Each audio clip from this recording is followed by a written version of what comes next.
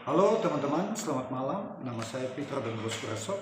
Saya peserta laksa golongan 3, angkatan 17 dari Kabupaten Maluku Tenggara, Provinsi Maluku.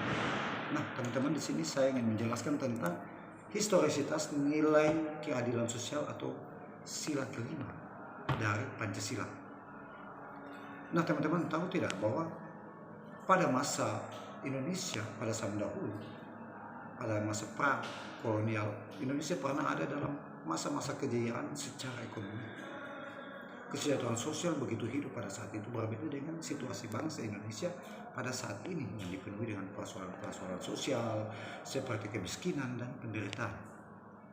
Nah, untuk lebih jauhnya, saya ingin membabakan peristiwa sejarah ini dalam dua masa.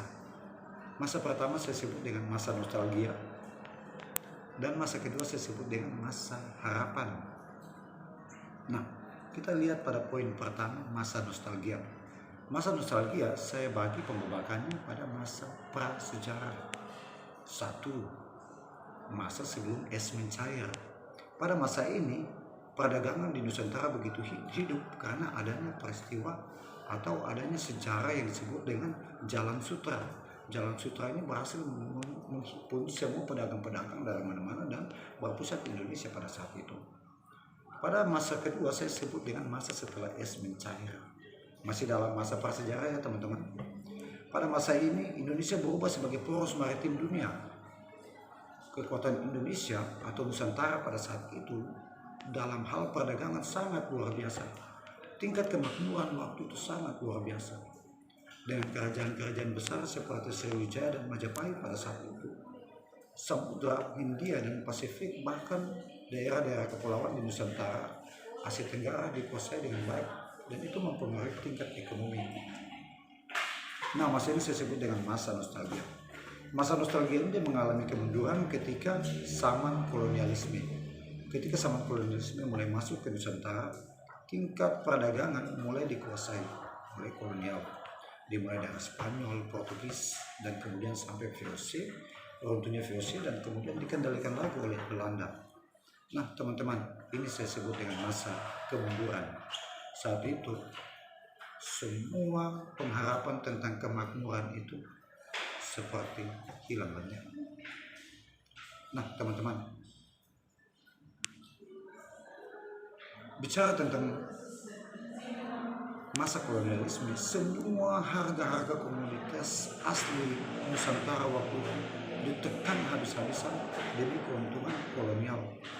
Berlanjut mulai dari Spanyol, Portugis, hingga VOC. Ketika VOC runtuh dan kekuasaan perdagangan kolonial diambil alih oleh pemerintah Belanda, semuanya sama saja teman-teman.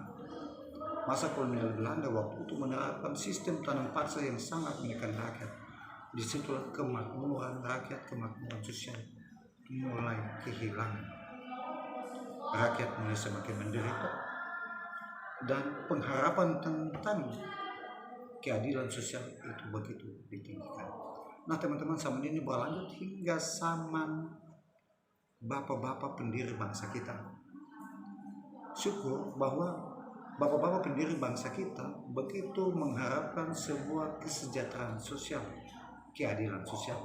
Oleh sebab itu, bapak-bapak bangsa kita sepakat bahwa negara itu sebuah organisasi masyarakat yang berusaha untuk menghidupkan kembali nilai-nilai kesejahteraan sosial.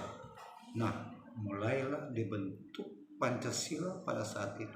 Dan sila kelima kita kenal kemudian dengan sila keadilan sosial bagi seluruh rakyat Indonesia. Sila kelima, keadilan sosial, dia menjadi cita-cita bangsa. Kendati menjadi cita-cita, tapi harapan tentang kesejahteraan sosial tetap harus diperjuangkan oleh bangsa Indonesia, baik dari semua lapisan masyarakat, entah ke pemerintah, masyarakat, pedagang, dan lain sebagainya. Kesejahteraan sosial menjadi tanggung jawab bersama. Kurang lebih begitu teman-teman. Sekian dari saya. Wassalam. Shalom.